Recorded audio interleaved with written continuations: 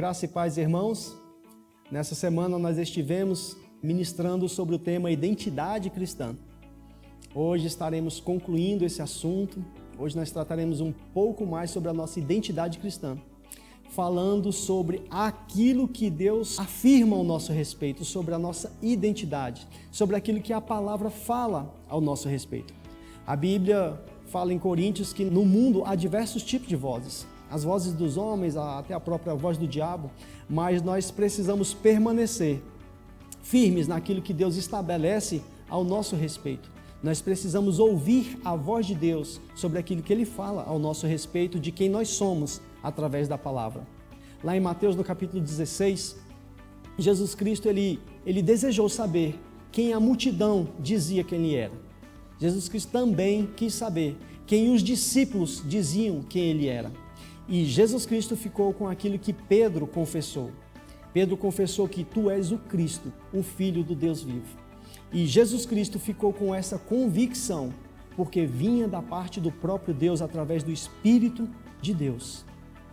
Lá no capítulo 3 do Evangelho de Lucas, tem algo muito interessante. Deus falando sobre quem realmente Jesus Cristo era. Deus mostrando a identidade de Cristo ao mundo. No capítulo 3, verso 21, está escrito: E ocorreu que quando todo o povo estava sendo batizado, da mesma maneira Jesus o foi. E no momento que Jesus Cristo, estava orando, o céu se abriu e o Espírito Santo desceu sobre ele, em forma corporal, como uma pomba. E do céu surgiu uma voz que dizia: Tu és o meu filho amado, em ti me agrado sobremaneira. Irmãos, Jesus Cristo ficou com essa afirmação sobre sua identidade. O capítulo 4 de Lucas começa falando que Jesus Cristo, cheio, pleno do Espírito Santo, cheio dessa convicção, ele foi transportado ao deserto para ser tentado.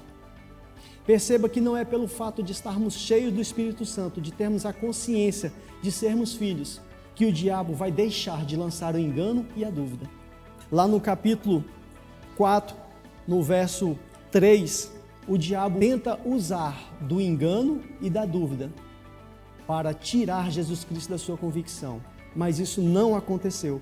Indagou-lhe o diabo: Se tu és o Filho de Deus, ordena que esta pedra se transforme em pão.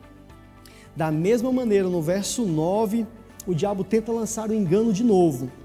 Em seguida, o diabo levou-o para Jerusalém e o colocou sobre a parte mais alta do templo e o desafiou: Se tu és o Filho de Deus, lança-te daqui para baixo.